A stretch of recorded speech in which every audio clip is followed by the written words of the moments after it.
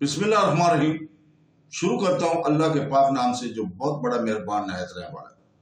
دوستوں، بہنوں، بھائیوں اور بزرگوں، سلطان صلاح الدین ایوبی کی زندگی کی سلسلہ وار قسط نمبر 60 میں ہم آپ کو خوش آمدید کہتے ہیں، اور اس میں ہم بیان کر رہے ہیں تارتوسا کی طرف پیش قدمی صلاح الدین ایوبی کی۔ تو دوستو، سلار ایرس شاہ یروشلم کو نیچا دکھا کر طرابلس میں اپنی فتح کا جشن منا رہا تھا۔ اس وقت محفل رقص راستہ تھی، شراب کا دور چل رہا تھا، اور ایک حسین مسلمان دوشیزہ ان ہوشکاروں کے درمیان میں ناچ رہی تھی، جسے طاقت کی بنیاد پر گھر سے اٹھا کر محفل میں لایا گیا تھا۔ یہ سلار ایرس کا محبوب ترین مشغلہ تھا کہ وہ اکثر خوبصورت مسلمان لڑکیوں کو اسی طرح جبرن اپنی محفل میں نچایا کرتا تھا، پھر ان کی آبروزی کرنے کے بعد انہیں ان کے گھروں کو بھجوا دیا تھا۔ مقامی مسلمانوں نے سلار ایرس کے اس شرمناک جبر و تشدد کے خلاف کئی بار حاکم طرابلس ایڈم کے دربار میں بھی جا کر شدت احتجاج کیا تھا، مگر ان کی فریاد کون سنتا کہ ظلم کا قانون تھا، ظالم کی عدالت تھی، اور وہی اس کا منصف۔ طرابلس کا سودہ حال مسلمان اپنی عزت و آبرو بچانے کے لیے قریبی کے اسلامی ریاستوں کی طرف ہجرت کر رہے تھے، لیکن غریب مسلمان جنہیں سفر تک میسر نہیں تھا، وہ فرینکس کے مظالم سہنے کے لیے طرابلس میں ہی رہنے پر مجبور تھے، اور دن رات رو رو کر خالق کائنات سے دعا کیا کرتے تھے، اے ذات پاک، تو ہر شے پر قادر ہے، ہمارے نجات دہندہ کو بھیج اور ان ظالموں کی گرفت کر۔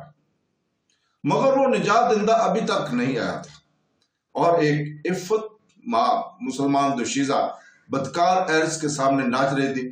اس محفل رقص و سرور میں حاکم طرابلس ایڈم بھی موجود تھا۔ پھر یکا یک ایک شخص تیزی سے محفل میں داخل ہوا، اور اس نے سلار ایرس کے قریب آ کر سرگوشی کے انداز میں کہا، ہمارے جاسوسوں نے اطلاع دی ہے کہ صلاح الدین ایوبی کا بحری بیڑا تارتوسا کی طرف بڑھ رہا ہے۔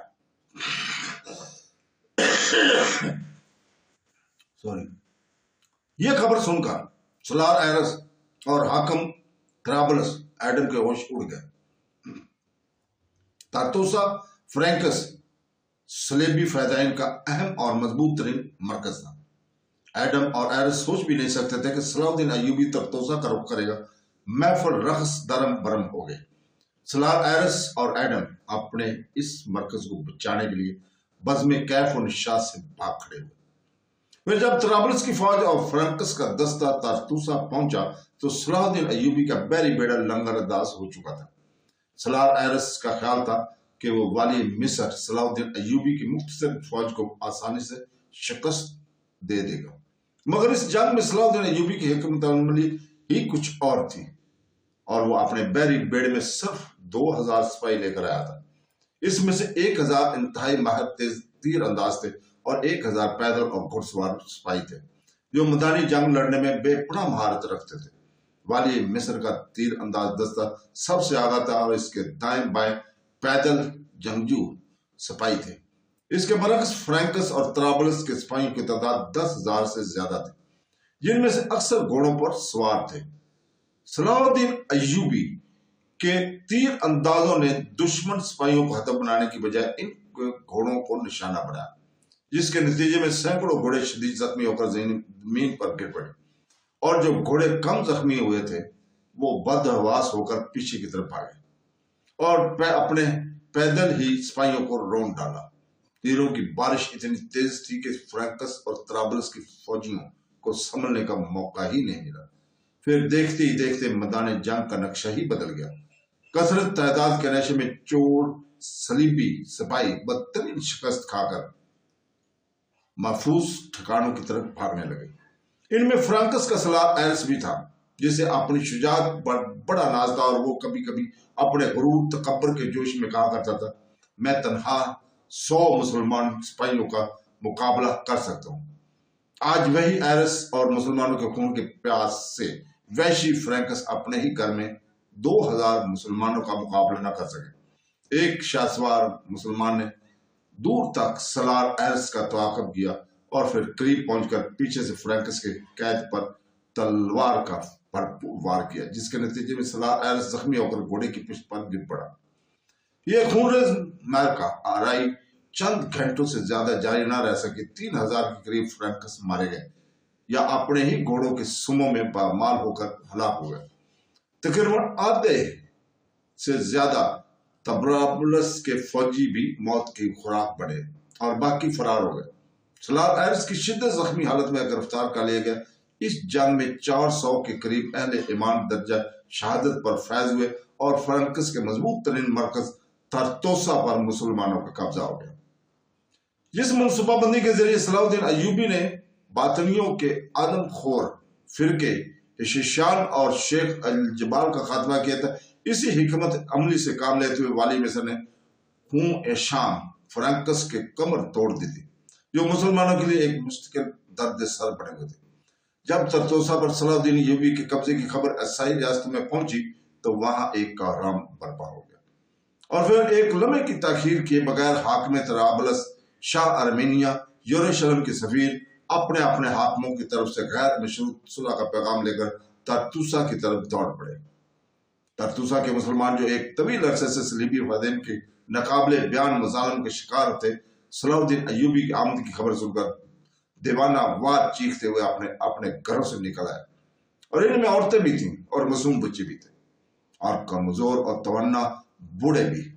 वाली मिस्र के वालाना इस्तकबाल के लिए आने वालों में नौजवान बहुत कम थे।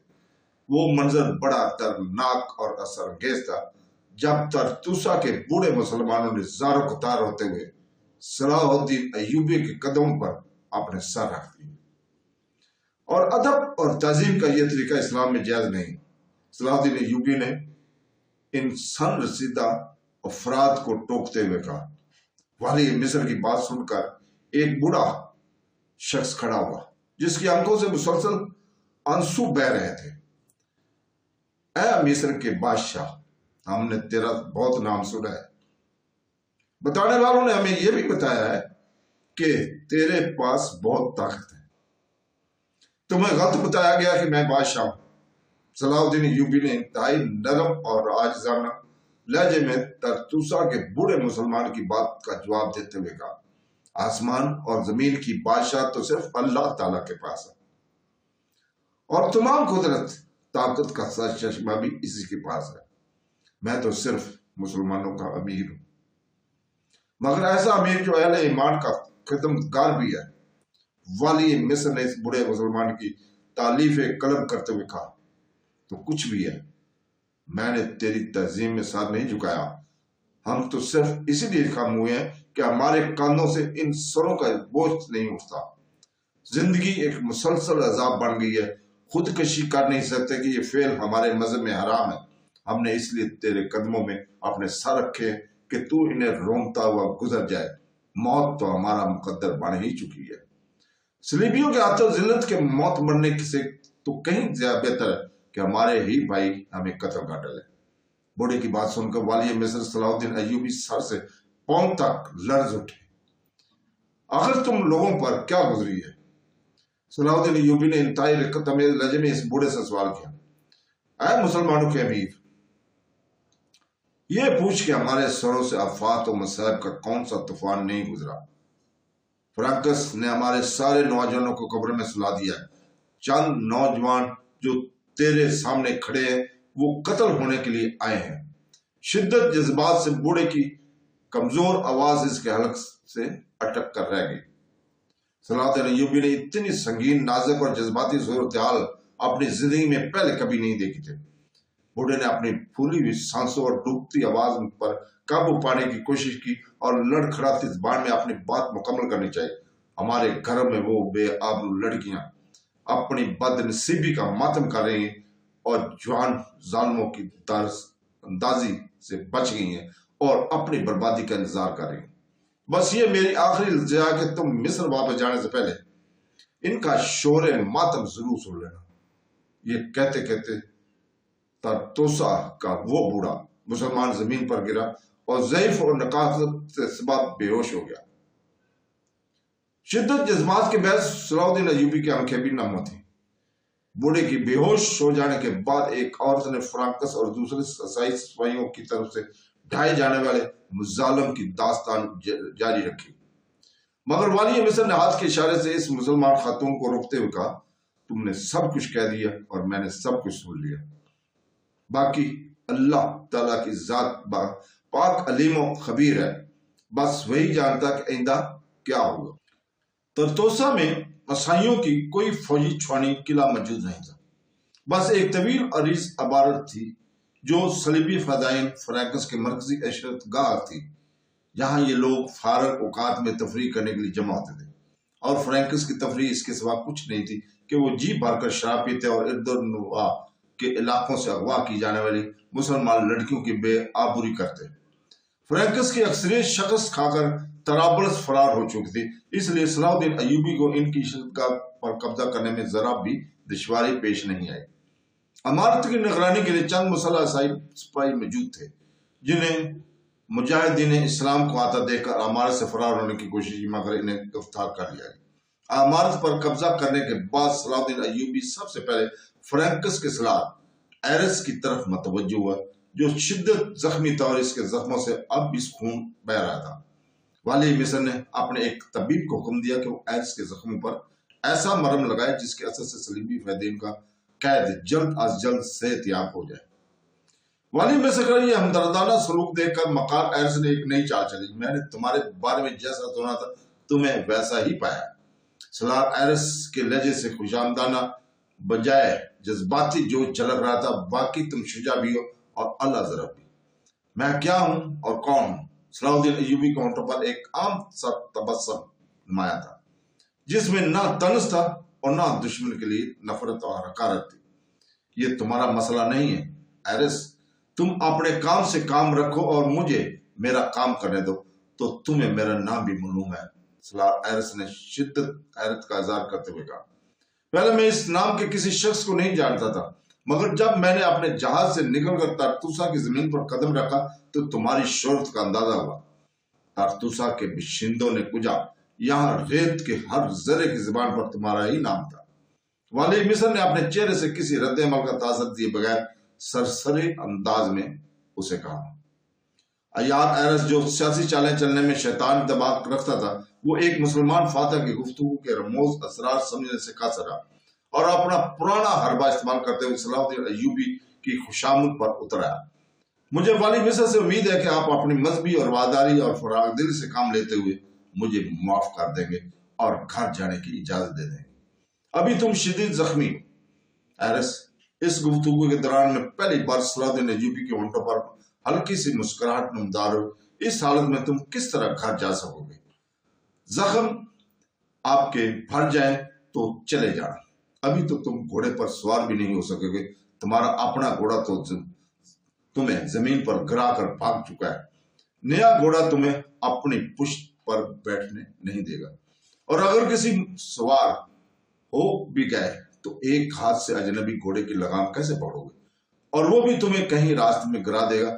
آج والی مصر فرانکس کے سالار ایرس سے بڑے ہی عجیب لہجے میں بات کر رہے تھے۔ تمہارے اپنے سپاہی مجھے بحفاظت میرے گھر تک پہنچا سکتے ہیں۔ سالار ایرس کی خوشامد کا رنگ کچھ اور گہرا ہو گیا تھا۔ میرے سپاہیوں کے پاس ایک لمحہ بھی فالتو نہیں ہے، صلاح الدین ایوبی نے انتہائی خشک لہجے میں کہا اور جانے کے لیے مڑا۔ سالار ایرس کی شاطرانہ نظروں سے فوراً ہی اندازہ کر لیا کہ والی مصر اسے اتنی آسانی سے آزادی نہیں بخشے گا۔ اس نے فرانکس کے قید نے صلاح الدین ایوبی کو بہت بڑی رشوت کی پیشکش کرتے ہوئے کہا تمہارے مذہب میں تو فدیہ جائز ہے۔ سالار ایرس کی آواز سن کر صلاح الدین ایوب جاتے جاتے ٹھہر گئے، مگر اس نے پیچھے مڑ کر نہیں دیکھا۔ میں تمہیں اپنی رہائی کے بدلے میں 1,00,000 دینار تک دے سکتا ہوں۔ سالار ایرس کو یقین تھا کہ اتنی بڑی رقم والی مصر کو اپنا فیصلہ بدلنے پر مجبور کر دے گی، مگر اس وقت اس کی حیرت اور مایوسی کی کوئی انتہا نہیں رہی جب صلاح الدین ایوبی پیچھے مڑ کر دیکھے بغیر کمرے سے نکل گئے۔ والی مصر کا یہ بے نیازانہ انداز دیکھ کر سالار ایرس پوری طاقت سے چیخا، اگر والی مصر کی نظر میں فدیہ کی رقم کم ہے تو اس میں اضافہ بھی کیا جا سکتا ہے۔ صلاح الدین ایوبی پر فرانکس کے سالار کی چیخ کا بھی کوئی اثر نہیں ہوا۔ جاتے جاتے اس نے پہلے پر مستعد کھڑے ہوئے اپنے سپاہیوں کو سختی کے ساتھ ہدایت کرتے ہوئے کہا इस शैतान पर इतनी गहरी नजर रखने कि तुम्हारी आंख झपकने न पाए। बस जागते रहना। अगर ऊँग आने लगे तो अपने दूसरे चाकू से बांध साथियों को बुला लेना। तरतोसा में मुजाहिदीन इस्लाम की तादाद 1600 के करीब थी, क्योंकि 400 मुजाहिदीन इस जंग में जामे शहादत नोश कर चुके थे। इसलिए मुसलमान सिपाहियों की मौजूदा तादाद तरतोसा जैसे इलाके पर कब्जा बरकरार रखने के लिए नाकाफी थी। इस जंगी मुहिम में सलाहुद्दीन अय्यूबी का छोटा भाई मलक आदिल भी शरीक था।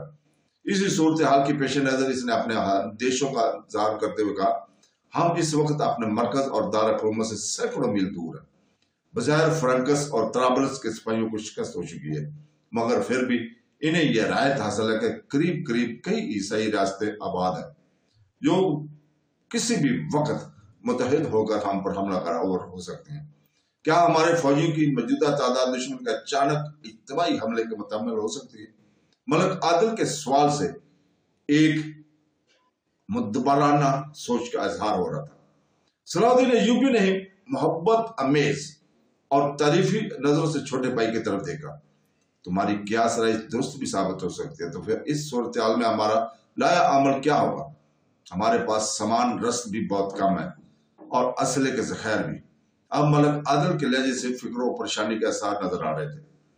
सलाहुद्दीन अय्यूबी ने बहुत गौर से छोटे भाई की तरफ देखा, जो एक नातजर्बाकार सलार था, इसलिए किल्लत सफा और कसरत अफवाज के फलसफे में उलझ कर रह गया था। सारे वसोसों को अपने ज़हन की गहराइयों से निकाल फेंको। बस सुबह के इस मंजर को याद रखो, जब तुम तरसोसा के सैल पर उतरते तो तुम्हारी तादाद सिर्फ 2000 थी। सलाहुद्दीन अय्यूबी ने एक एक लफ्ज पर जोर देते हुए इंतहाई पुरसकून लहजे में कहा, और हमारे दुश्मनों की तादाद 10,000 से भी ज्यादा थी। क्या वो तुम्हारी तलवारों की काट थी? क्या हमारे मैदान जंग दुश्मनों की लाशों से पट गया? सलाहुद्दीन अय्यूबी ने मलक आदिल से सवाल किया और खुद ही जवाब देते हुए कहा, हरगिज़ नहीं। असूल जंग के मुताबिक तुम अपने से 5 गुना ताकतवर दुश्मन को शिकस्त नहीं दे सकते थे। वो तो सिर्फ ताईद गैबी थी जिसने हरीफों के दिलों में तुम्हारा खौफ डाल दिया था, और अब तुम इस ख्याल से खौफजदा हो रहे हो कि अगर नई जंग पड़ गई तो सामान रस्त कहां से आएगा? मेरे भाई, जो अपने बेशुमार मखलूक को सुबह शाम रिज़्क अता करता है, इसी के दर से हमें भी वसाइल अता होंगे। तुम बहुत ज्यादा थक गए हो, कुछ देर के लिए सो जाओ। बड़े भाई का हुक्म सुनकर मलक आदिल चला गया, मगर इसका चेहरा साफ बता रहा था कि वो सलाहुद्दीन अय्यूबी की तसल्लियों और दिलों से मुतमिन नहीं था। इसे हमेशा वाली मिस्र से यही शिकायत रहती थी कि सलाहुद्दीन अय्यूबी अपने फौजी सलाहों से मशवरा जरूर करता है, मगर वक्त से पहले अपनी जंगी हिकमत अमली किसी पर ज़ाहिर नहीं करता था। मलक आदिल के जाने के बाद सलाहुद्दीन अय्यूबी ने इशा की नमाज अदा की और बहुत देर तक खालिक हकीकी की बारगाह करम में इस्लाम की सरबुलंदी के लिए दुआएं करता रहा। फिर कमर सीधी करने के लिए उसी फर्श पर लेट गया। तो दोस्तों, इसके साथ ही आज इजाजत चाहते हैं। कल तक के लिए, कल हम आपके सामने किस्त नंबर 61 लेकर हाजिर होंगे। अल्लाह हाफ़िज़।